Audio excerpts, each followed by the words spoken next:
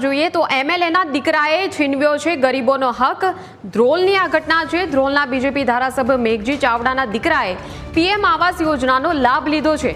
એમએલએના દીકરાએ પીએમ આવાસ યોજનાનો લાભ લીધો હોવાનો આરટીઆઈમાં ઘટસ્ફોટ થયો હતો અને આ ઘટસ્ફોટના પગલે હડકંપ મચી જવા પામ્યો છે। ચૂંટણીના સમયે મેઘજી ચાવડાએ રજૂ કરેલ એફિડેવિટમાં અઢળક સંપત્તિ દર્શાવી હતી।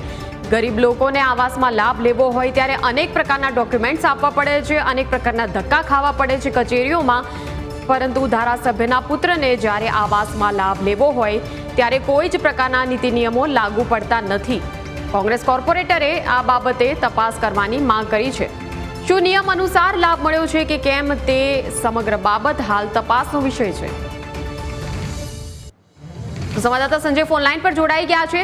સંજય, મેઘજી ચાવડા જે પ્રકારે આ ગરીબ આવાસ યોજના કે જે ગરીબો માટેની યોજના છે અને ગરીબોને ઘર મળે, ઘરનું ઘર મળે તે માટેની આ યોજના છે, ત્યારે એમએલએના દીકરાએ ગરીબોનો હક છીનવ્યો છે, ત્યારે વિગતે જાણવું છે કે કેવી રીતે આ સમગ્ર જે બાબત છે તે પ્રકાશમાં આવી છે। જી, ચોક્કસથી જણાવી દઉં કે જે પ્રકારે આ બીજેપી ધારાસભ્ય છે મેઘજીભાઈ ચાવડા, જે કાલાવાડ વિધાનસભા બેઠકના જે ધારાસભ્ય છે, તેઓ તેમના પુત્ર છે, તેમના દ્વારા જે ધ્રોલ ખાતે જે ચામુંડા વિસ્તાર છે, ચામુંડા પાર્ક વિસ્તાર છે, ત્યાં પોતાનું જે આવાસ યોજનાનું જે મકાન છે તે બનાવ્યું છે।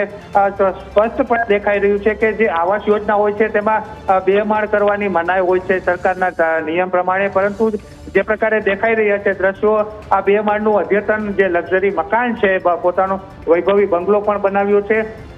મહત્વની વાત એ છે કે આ બંગલો તેને જે આવાસ યોજનાનો જે યોજના છે તેનો લાભ લઈને બનાવ્યો છે। તે પ્રકારની જે લિસ્ટ હોય છે આવાસ યોજનાનું, એ લિસ્ટમાં પણ જે મેઘજીભાઈ ચાવડાના પુત્રનું નામ છે।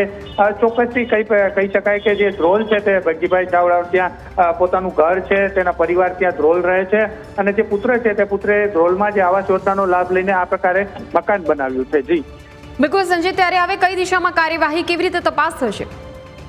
જે પ્રકારે જ્યારથી ન્યૂઝ કેપિટલ દ્વારા જે ધ્રોલ નગરપાલિકાના ચીફ ઓફિસરનો સંપર્ક કરવામાં આવ્યો, તેણે પણ જે પ્રકારે ધારાસભ્યની મદદ થાય તે પ્રકારે જે સૌપ્રથમ વાત ટાળવાનો પ્રયાસ કર્યો હતો, અને જે પ્રકારે ન્યૂઝ કેપિટલના રિપોર્ટર આપણા દ્વારા જે સંપર્ક સાધવાનો પ્રયાસ કર્યો હતો, તેઓ મીડિયાથી દૂર ભાગી રહ્યા છે। જી બિલકુલ, હવે આ જ્યારે પણ કોઈ પણ ગરીબને પોતાનું ઘર જોઈતું હોય આવાસ યોજના માટે, તો કેવા પ્રકારે સમગ્ર જે પ્રક્રિયા છે તેને અનુસરવાની ફરજ પાડવામાં આવે છે? કેટલા દસ્તાવેજ, કેટલી પ્રક્રિયાઓમાંથી પસાર થવું પડે છે?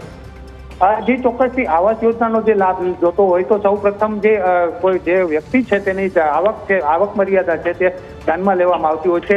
બીજું કે જે કોઈ પણ જે વ્યક્તિ છે